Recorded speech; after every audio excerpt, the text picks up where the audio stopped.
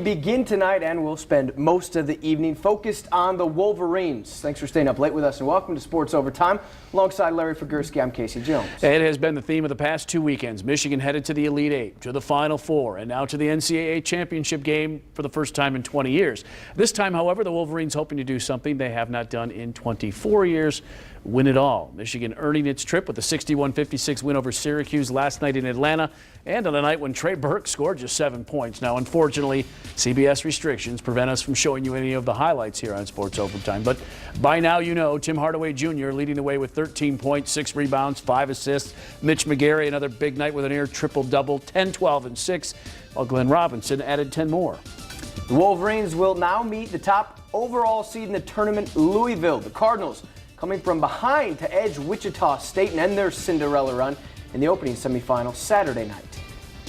Both teams held one final closed practice today in Atlanta prior to tomorrow night's championship game. Both teams also made their players available for one last media call. Yeah, our Jack Doles met with the Wolverines again this afternoon, and he joins us now from Atlanta with their thoughts on the eve of the big game. Larry and Casey, one thing that makes this tournament so unique and so difficult to win is the one-day turnaround. These teams have been playing all season long to play in this game. And in this case, Michigan and Louisville haven't played each other since 1978. But they've got one day to prepare. This is where coaches earn their keep. We know we have to play a great game to beat Michigan. With one-day prep, this is probably the toughest prep day we'll ever have with how many things they run. Fortunately, I know John very well, have gone back a long time with some great games at West Virginia.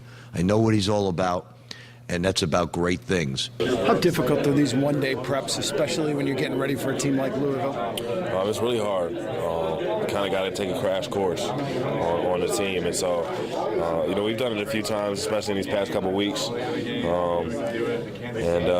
They're a really good team, and we're just going to have to do the best we can to be prepared. One revelation from today's media sessions is that Nick Stauskas, the fine freshman from Michigan, had a migraine headache in the win over Syracuse.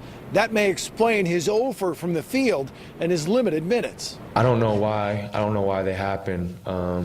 Like I said, I've had them for about 10 years now, and I went to doctors for it, and we can't really pinpoint a reason for it. It kind of just happens. So I kind of take some Tylenol. Most of the time I try to close my eyes and get some rest, but obviously last night was not a time I could do that. Both teams held their final practices of the season here at the Georgia Dome on Sunday, and they were closed sessions, which is no surprise when you consider what's at stake, a national championship, which, believe it or not, Michigan's John Horford has been predicting to his teammates for some time now.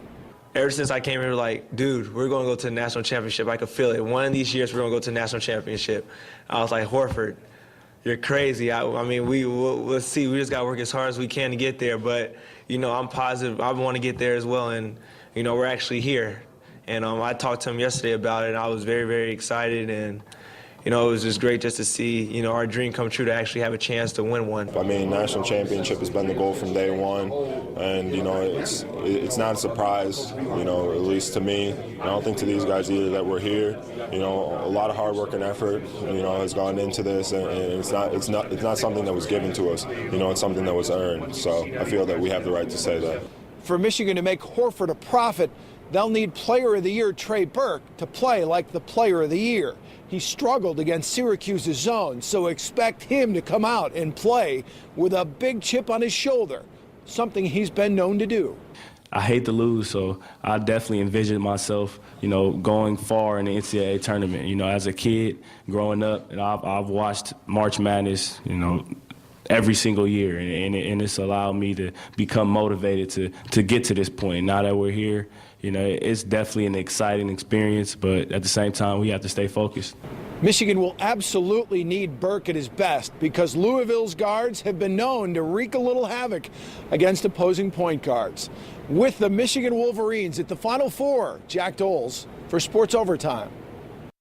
And we'll have much more from Jack in Atlanta coming up here on Sports Overtime, including his one-on-one conversation with West Michigan Wolverine and Kalamazoo native Corey Person. And before that interview, there's one you really want to see. Michigan fans won't want to miss this one. Jack sits down with former Wolverine head coach Bill Frieder to talk about his infamous departure and/or dismissal just prior to the 1989 NCAA tourney, of course, when the Wolverines won their last national title, and Frieder's thoughts on the man who dismissed him, the late Bo Schembechler.